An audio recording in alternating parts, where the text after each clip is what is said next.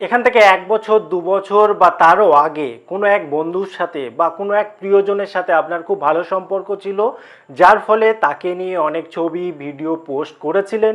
কিন্তু হঠাৎ করে এমন একদিন আসলো যে টাইমে হট করে আপনার প্রয়োজন হলো সেই পোস্টগুলোকে আর লুকিয়ে ফেলার। কিংবা এমন হতে পারে আপনার কাছে হয়তো ভালো একটা ফোন ছিল না ৩ মাস ১ বছর ২ বছর আগে, কিন্তু বর্তমানে একটা ভালো ফোন এসেছে বা ভালো ক্যামেরা আপনি কিনে ফেলেছেন, যার জন্য দুর্দান্ত সব ছবি এখন পোস্ট করছেন, যার ফলে পুরানো পোস্টগুলো অর্থাৎ ১ মাস ৩ মাস ১ বছর বা তার আগের পোস্টগুলো আর চোখে লাগছে না। তো আপনি চাইছেন সেগুলোকে একটু লুকিয়ে ফেলতে, কিন্তু একটা একটা করে সেটা করা অনেকটাই সমস্যার, অনেকটাই ঝামেলার। তো নতুন এই অপশানে অনেকে অপশানটা পেয়ে গেছেন, অনেক দিন ধরে ইউজ করছেন, কিন্তু অনেকে কিন্তু পাননি। যারা পাননি অবশ্যই বলে দেবো কী করে পাবেন। তো যাদের অপশানটা আছে কিন্তু আপনি এখনও সেই অপশানের সুযোগ নেননি, তাদের জন্যই আজকের ভিডিও।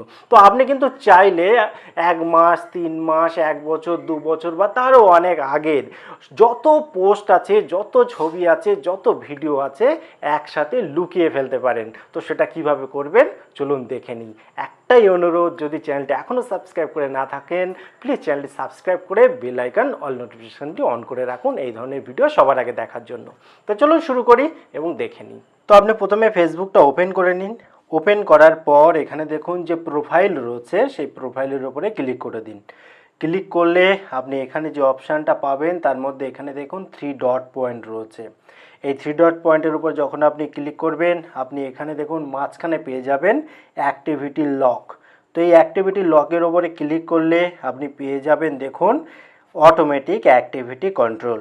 এখানে কি কি কন্ট্রোল হবে? Story activity, page like, following, তারপরে অ্যাডেড ফ্রেন্ডস, তারপরে দেখুন ভিডিও সার্চ, ভিডিও ওয়াচ, তারপরে search history, group search, your comments, like and reaction, group post, এইগুলো সব কিন্তু পাবেন।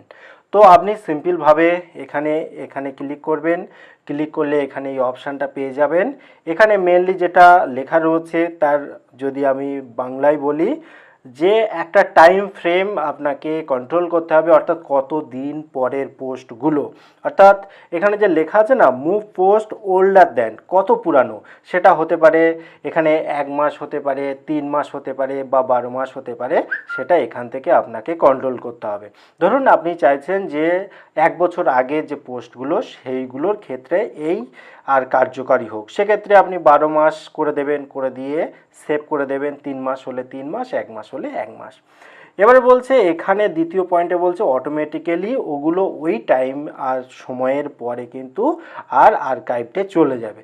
অবশ্য আপনি ওই পোস্টগুলো কিন্তু নিজে দেখতে পারবেন। আপনি ১২ মাস করবেন না ৩ মাস করবেন না ১ মাস করবেন সেটা সিলেক্ট করুন। সিলেক্ট করে এখানে দেখুন টার্ন অন রয়েছে, জাস্ট টার্ন অনের উপরে ক্লিক করে আর একটা পপ আপ দেবে, জাস্ট এই টার্ন অনের উপরে আপনাকে আর ক্লিক করে দিতে হবে। দিলে কিন্তু এই পরিষেবা অ্যাক্টিভেট হয়ে যাবে। এখানে নিচে দেখুন লেখা আছে you can restore posts on your profile at any time, অর্থাৎ যে কোনো টাইমে আপনি কিন্তু এটাকে রিস্টোর করতে পারেন, সেটা আপাতত এখানে কিন্তু লেখাই আছে। এবার আপনি যদি এই পরিষেবা না চান, যেমনভাবে আমি এখানে এসেছিলাম ঠিক তেমনভাবে এখানে আসবেন।